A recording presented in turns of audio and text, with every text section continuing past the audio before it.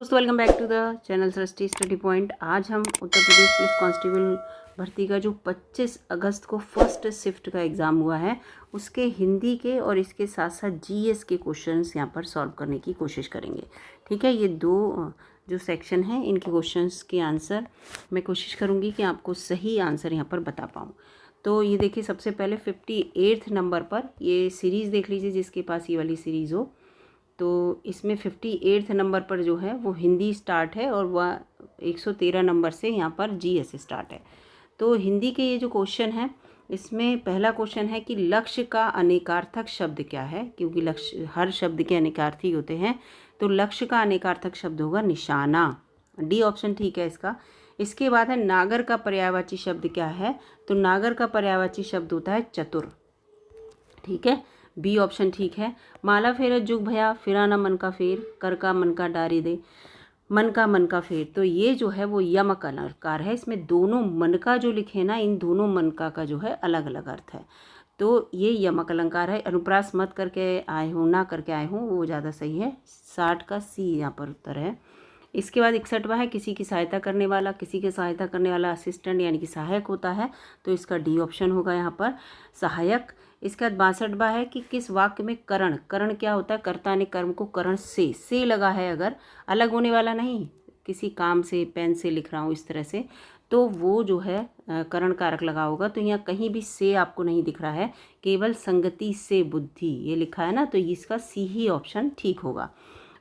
इसके बाद यहाँ पर है अंतर्निहित में कौन सी जो संधि होती है, पहले तो वो आप सभी को पता होनी चाहिए, विसर्ग संधि होती है इसमें।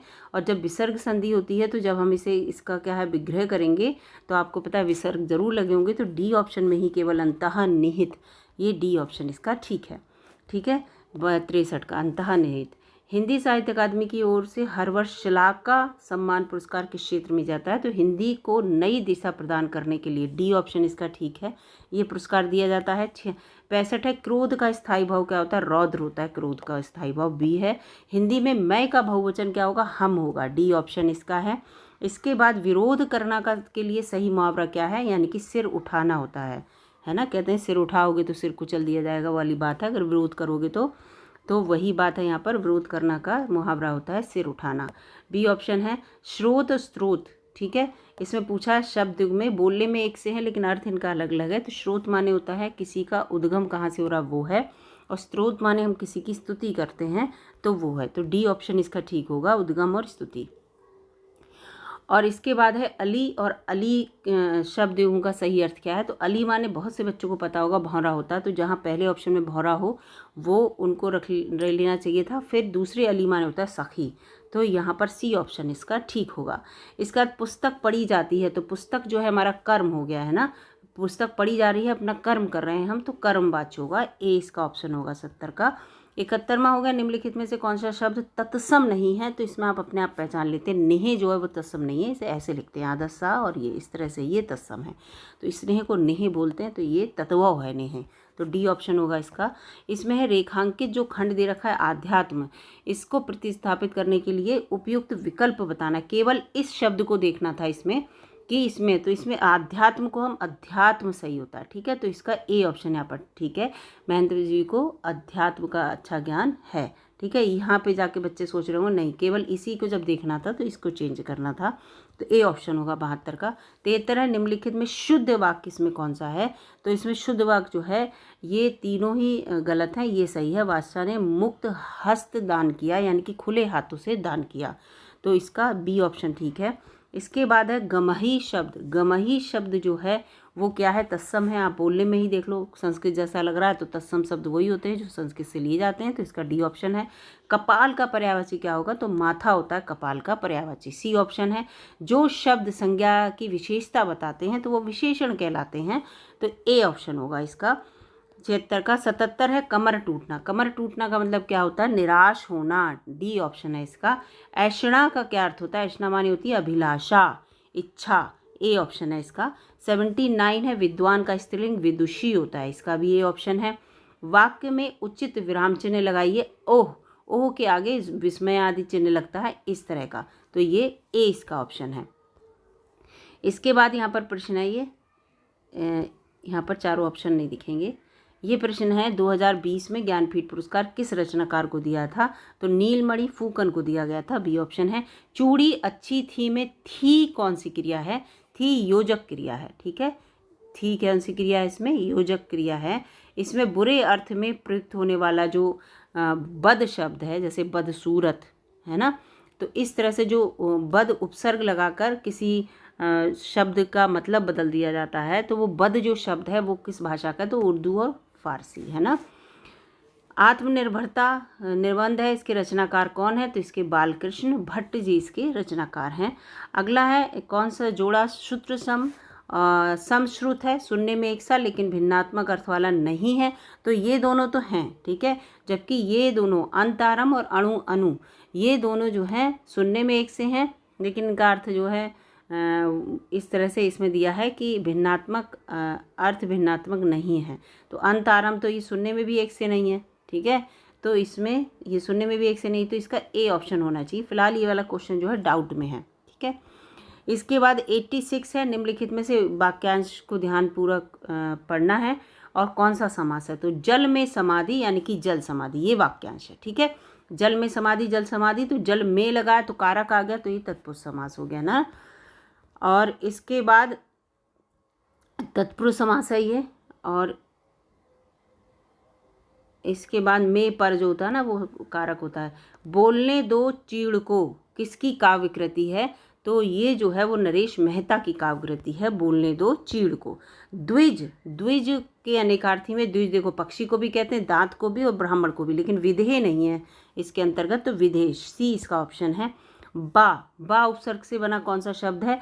तो जो बदौलत, बा हटा देंगे तो दौलत रह जाएगा, है ना, और बा लगाते ही बदौलत हो गया, आपकी बदौलत ऐसा हुआ, यानी कि आपने हमारी इतनी हेल्प की तो इसलिए ऐसा हुआ, तो ये है, ठीक है। इसमें पहला है इसका बा लगाने पर शब्द बना है। अब ये देखिए, ये यहाँ पर पैराग्राफ पूरा दे रखा है, इसको पढ़ लीजिएगा। इसमें हिंदी के बारे में है, राजभाषा और ये सब के बारे में। इस अनुच्छेद के सार में किस भाषा पर ज़्यादा जोर दिया गया है? तो हिंदी भाषा पर जोर दिया गया, ये ऑप्शन है।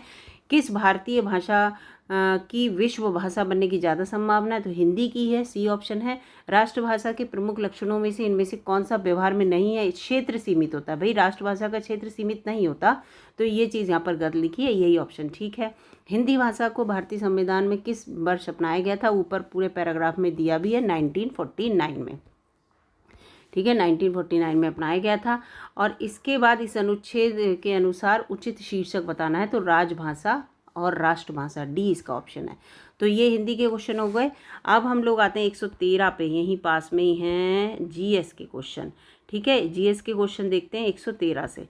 113 के अंतर्गत सितंबर 2016 को समाप्त तिमाही में भारत के सकल घरेलू उत्पाद जीडीपी में कितनी वृद्धि हुई थी? तो 8%, ए ऑप्शन है इसका। 114 है, सूर्य का प्रकाश पृथ्वी पर लगभग कितने समय में पहुंचता है? तो 8 मिनट 20 सेकंड, सी ऑप्शन है इसका, ठीक है, में पृथ्वी तक पहुंचता है। भारतीय संविधान सरकार की संसदीय प्रणाली का प्रावधान करता है, ठीक है। भारतीय संविधान संसदीय प्रणाली का प्रधान जो प्रावधान होता है, ये किस देश के नमूने पर आधारित है? तो भाई यूके के, यूनाइटेड किंगडम के, ठीक है, इसके अनुसार है। इसके अलावा है एमपीसी की जो है वो फुल फॉर्म यहाँ पर पूछी है। ये एमपीसी की फुल फॉर्म जो है वो है monetary policy committee, D option है इसका। इसके बाद 117 है विनय पिटक, सूत्र पिटक, आप समझ गए होंगे, बौद्ध संघ के नियम है ये, तो सी ऑप्शन है इसका 117 का। 118 जीडीपी डेटा की गणना और जारी करने के लिए कौन सा भारतीय संगठन जिम्मेदार है? तो ये जो है वो है राष्ट्रीय सांख्यिकी कार्यालय, एनएसओ। इसके बाद है 119वां, कौन सा रूसी लेखक वैज्ञानिक उपन्यास क्राइम एंड पनिशमेंट लिखने के लिए प्रसिद्ध है? तो इसके अंतर्गत जो इसका उत्तर होगा वो यहाँ पर है ये फ्योडोर दोस्तोवस्की, ठीक है, फ्योडोर दोस्तोवस्की, सी ऑप्शन है इसका। इसके बाद यहाँ पर आ जाते हैं 120वें क्वेश्चन पर, लाओस की राजधानी कौन सी है? तो लाओस की राजधानी होती है वियनतियाने, ठीक है, ये है, डी होगा इसकी। कौन सा संगठन राष्ट्रों को में सुचारू और पूर्वानुमानित व्यापार के लिए जिम्मेदार होता है? तो इसमें जो है जैसे ही ये व्यापार की बात हो जाएगी तो आप यहाँ पर WTO, विश्व व्यापार संगठन, इसका आंसर है, ठीक है, ए ऑप्शन है 121 का। 122 है कि मोबाइल फ़ोन पर जीएसटी की दर क्या है, तो 12% दर है, बी ऑप्शन है इसका। जीएसटी परिषद में कितने सदस्य होते हैं, 33 सदस्य होते हैं इसके, इसमें इसका भी बी ऑप्शन है। 122 और 23 दोनों का बी और बी ऑप्शन है। 124 आगे अनुसंधान का पहला चरण क्या है, तो अनुसंधान का सबसे पहला चरण ये होता है इसमें समस्या की पहचान करना, ठीक है, सबसे पहला चरण, सी ऑप्शन है इसका। 18 वर्ष से कम आयु के व्यक्ति के सभी मानवाधिकार क्या कहलाते हैं, तो ये बाल अधिकार होते हैं। 18 वर्ष से छोटा जो है बालक माना जाता है, तो वो उसके बाल अधिकार होते हैं। सूक्ष्म सिंचाई कब शुरू की गई थी, 126वां क्वेश्चन है, और सूक्ष्म सिंचाई जो है वो जनवरी 2006 में शुरू करी गई थी। 127वां सोशल मीडिया पर टीबीटी का मतलब होता है थ्रोबैक थर्सडे, तो ये सी ऑप्शन है इसका, ठीक है, टीबीटी सी ऑप्शन होगा इसका 127 का। 128 हो गए CRISPR और CAS9 प्रौद्योगिकी का उपयोग किसके लिए किया जाता है, टेक्नोलॉजी की बात है, तो ये जीन का संपादन यानी कि एडिटिंग, जीन को एडिट करने के लिए, जो जीन्स हैं उनमें एडिटिंग करके कोई नया प्राणी बनाना है या नया कुछ उसमें उसकी बॉडी में चेंज करना है, तो उसके लिए है ये 128। 129 है कि राष्ट्रीय समुद्री दिवस 2024 का विषय की थीम पूछी है इसमें, और थीम जो थी वो विश्व में नेविगेट करना, सुरक्षा पहले, navigation the future, navigating the future, safety first, ये इसकी थीम थी। इसके बाद है इसमें 130 पूर्व परीक्षण सम्मेलन का मुख्य लक्ष्य क्या है, तो परीक्षण विचारक की तैयारी और निपटान के विकल्पों पर चर्चा करना कि कैसे आप तैयारी करेंगे अपने जो आपके प्रैक्टिकल वगैरह होंगे, और उन पे कैसे फिर कौन सी वो लगाएंगे इसमें जो टेक्नोलॉजी है वो, ये सब। सोशल मीडिया जैसे इलेक्ट्रॉनिक साधनों या तरीकों का उपयोग के माध्यम से डराने, धमकाने, उत्पीड़न करने, बदनाम करने तथा किसी अन्य प्रकार के मानसिक पतन का कार्य जो है वो साइबर धमकी कहलाता है, डी ऑप्शन है साइबर बुलिंग, डी ऑप्शन इसका होगा। 132 है भविष्य में वैश्विक अर्थव्यवस्थाओं को आकार देने में आर्टिफिशियल इंटेलिजेंट AI की क्या भूमिका है, तो इसमें यह है कि ये नवाचार, उत्पादकता और आर्थिक विकास को प्रेरित करता है, बी ऑप्शन है इसका। 133 है भारत में महात्मा गांधी के नेतृत्व में सत्याग्रह का पहला सफल उदाहरण कौन सा, तो चंपारण है भाई, बिहार में, ठीक है, तो इसका डी ऑप्शन होगा ये। इसके बाद 133 का हाँ डी ऑप्शन होगा। इसके बाद यहाँ पर आ जाते हैं 134 भारत छोड़ो आंदोलन किसके जवाब में हुआ था, तो ये जो भारत छोड़ो आंदोलन है वो हुआ था क्रिप्स मिशन के अगेंस्ट, ठीक है, क्रिप्स मिशन, ए होगा। 135 है भारतीय संविधान का कौन सा अनुच्छेद नए राज्यों के गठन और मौजूदा राज्यों के क्षेत्र, सीमा और नामों के परिवर्तन के प्रावधान को जो है वो प्रावधान करता है, तो अनुच्छेद 3 है इसके अंतर्गत, अनुच्छेद 3 135। फिर 136 पर आते हैं। 136 क्वेश्चन है रबी की फसलें अक्टूबर से दिसंबर तक बोई जाती हैं और गर्मियों में अप्रैल मई में इन्हें काट लिया जाता है, तो मई, बी ऑप्शन होगा इसका, अप्रैल के साथ मई। 136। 137 है भारत में राष्ट्रीय सुरक्षा गार्ड का उद्देश्य क्या है, तो आतंकवाद विरोधी और अपहरण विरोधी अभियान को चलाना, इसका 137 का सी ऑप्शन होगा यहाँ पर, ठीक है। इसके बाद यहाँ पर है NSG की बात हो रही है यहाँ पर। 138 है निम्नलिखित में से कौन सा पदार्थ मुख्य रूप से अम्लीय वर्षा के लिए जिम्मेदार है, तो SO2, ठीक है, H2O जुड़ेगा तो H2SO4 बन जाएगा, जो कि सल्फ्यूरिक एसिड होता है, तभी तो अम्लीय वर्षा हुई, तो सल्फर डाइऑक्साइड, ए ऑप्शन होगा 138 का। 139 है कौन सा देश पवन ऊर्जा के लिए दुनिया में सबसे बड़ा उत्पादक देश है, तो वो चीन है, डी ऑप्शन है। 140 है भारत के उपराष्ट्रपति जून 2024 तक कौन है, तो वो थे जगदीप हैं, कौन हैं थे नहीं हैं, जगदीप धनखड़।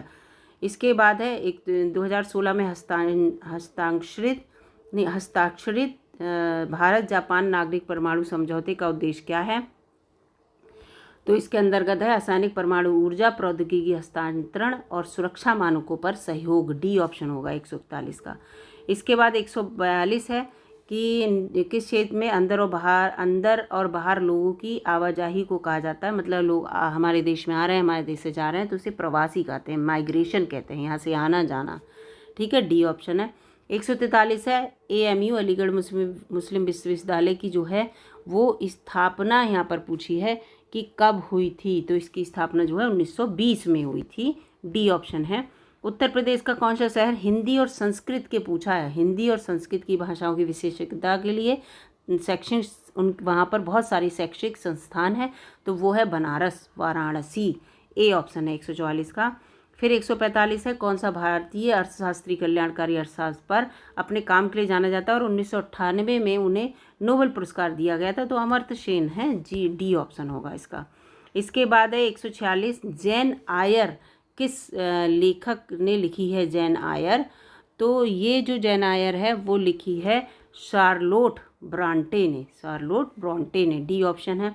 ट्यूटर एक क्या है, चैट पर आधारित संचार मंत्र है, ठीक है, चैटिंग होती है ट्यूटर पर, तो ये बी होगा, ठीक है। भारत में लिपुलेख दर्रा किस देश के साथ साझा करता है, तो वो है नेपाल के साथ, ठीक है, डी इसका ऑप्शन होगा लिपुलेख दर्रा का, डी ऑप्शन 148 का। 149 पे आते हैं, दक्षिण कोरिया में कौन सी मुद्रा जो है उपयोग में लाई जाती है, तो यहाँ वॉन होती है, वॉन जो है उपयोग में लाई जाती है, ए ऑप्शन है। 150 है आक्रमण वह होता है, यानी कि मालवेयर आक्रमण वह होता है जो कोई कंप्यूटर सिस्टम या नेटवर्क कंप्यूटर वायरस से संक्रमित होता है, तो इसका बी ऑप्शन है। तो यहाँ पर मैंने आपको हिंदी और जीएस के सारे क्वेश्चन बता दिए हैं। वीडियो अगर अच्छी लगी तो लाइक कीजिएगा, चैनल पर नए हो तो सब्सक्राइब कर लीजिएगा। और 25 अगस्त का सेकेंड मीटिंग का जो एग्ज़ाम का जो पेपर पूरा हुआ होगा उसमें भी हिंदी और जीएस के क्वेश्चंस मैं अपलोड करूँगी। मिलूंगी अगली वीडियो में, तब तक के लिए नमस्कार, धन्यवाद।